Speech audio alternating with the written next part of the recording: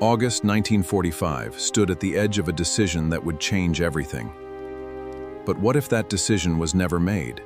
The Pacific War had raged for 4 brutal years. Japan refused to surrender. American commanders estimated 1 million casualties in a land invasion. Inside Japan, soldiers like Lieutenant Hiroshi Tanaka prepared for the final defense. Every man, woman, and child was ready to fight to the last. The most powerful weapon ever conceived is ready. The question is, should it be used? On a Pacific Island airfield, a bomber sits ready. The crew boards in silence. Every man knows this mission will change history forever. Imagine a different timeline. Imagine that bomber turned back. Imagine the order was never given. What would have happened to our world?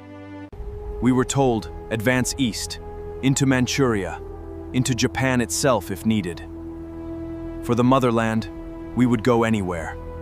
In Paris, we watched the Pacific War with dread. Europe was exhausted. Another war, even far away, felt like it could destroy what little peace we had found. We could see it from the camp, for the cameras. But behind the smiles, pure hatred. We Germans knew this peace would last. I wrote to my mother, a soldier of Japan does not fear death. We were taught this from childhood. I believed it then. Our military planners were clear. A land invasion of Japan would be the largest and most costly operation in the history of warfare. Operation Downfall, the largest amphibious invasion in history, dwarfing even Normandy. 2 phases, 2 landings, 1 island nation that refused to yield. 2 million of us. The orders were simple: advance until we reach the sea. Nobody told us when we would stop. Our commanders told us, every beach is a fortress, every building is a weapon, every Japanese person is a soldier. This is where our story changes. The order was never given, should be a warning to every generation that comes after us. Without a swift end to the Pacific War, Operation Downfall, the bloodiest military operation in human history, starts on the beaches of southern Japan. The fleet that approached Japan's shores numbered over 700,000 men, the largest force ever assembled for a single military operation. We had been waiting for months. Every position prepared, every soldier briefed. We would not let one enemy soldier past us.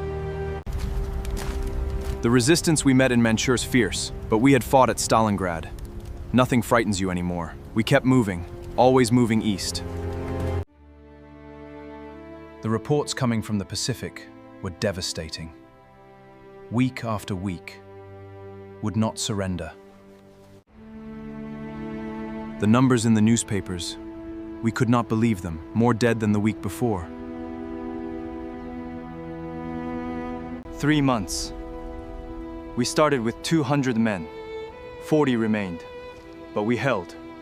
Japan does not surrender. Japan endures. While the Pacific campaign continued, a geopolitical shift was occurring simultaneously and claiming administrative control of newly liberated territories. We were told this land was being liberated. I believed that. We all believed that I understood what liberation meant to those who gave the orders. I was in that room. The arguments were brutal. America wanted Japan for itself.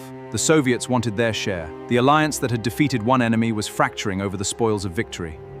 We watched from inside the camp, shouting at Soviet guards. Every day louder, every day more hostile. I wrote in my diary, "Than they ever hated us Germans." The orders came from the highest level. We would consider terms. We were now a piece on a much larger board. By early 1946, the casualty figures were catastrophic. Scientists were moving faster than anyone had predicted toward their own device. We were told we had liberated this island. The people here looked at us with fear, not gratitude. For the first time, I wondered what the difference was between liberation and occupation. An ultimatum was issued, or face consequences. The response we received was not announcement. I had survived the German occupation of France. I had fought in the resistance. I thought the worst was behind us. But standing in that government... Released from the camp, I walked home through what remained of my country. Divided. Occupied. Germany had become the new battlefield. I had fought to keep Japan whole, to keep Japan free. This was not the defeat I had prepared for. I watched our conquerors. Look at this map. Without a swift Pacific War, without the shock that ended everything in August 1945, by mid-descended for centuries. The newspapers celebrated, the radio celebrated, stepped over too many bodies, ours and theirs, to feel like celebrated.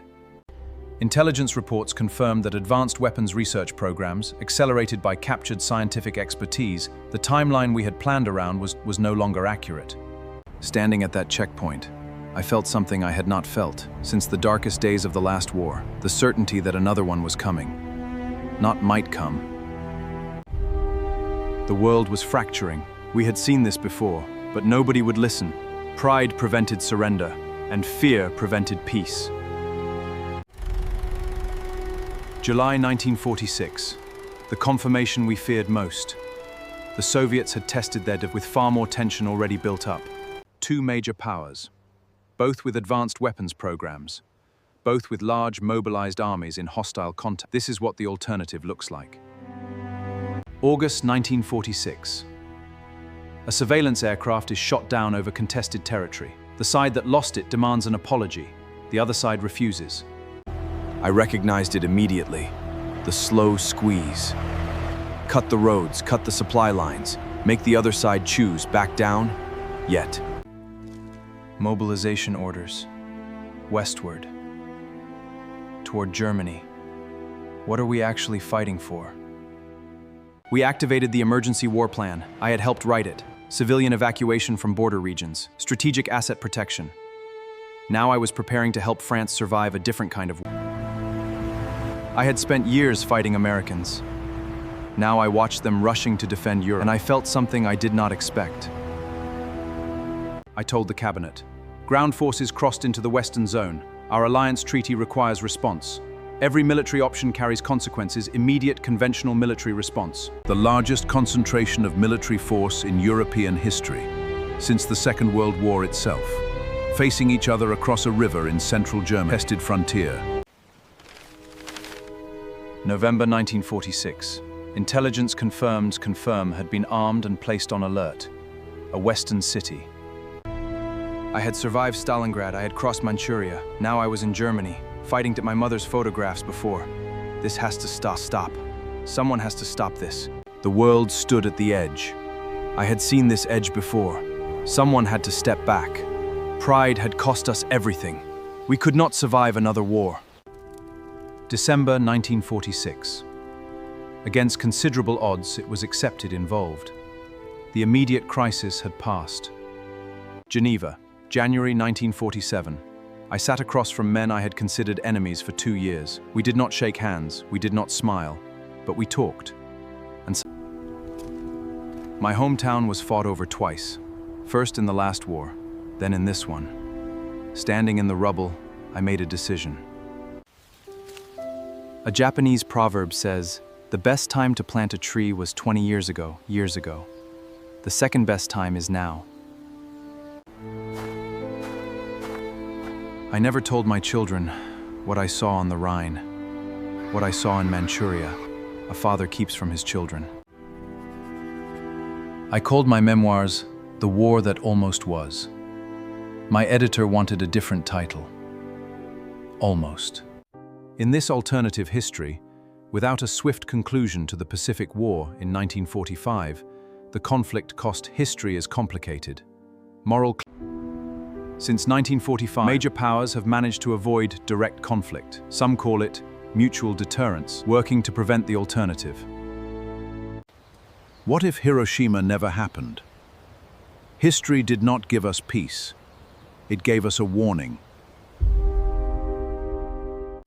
What if Hiroshima never happened? The answer is, the world might have ended anyway, just more slowly and more painfully.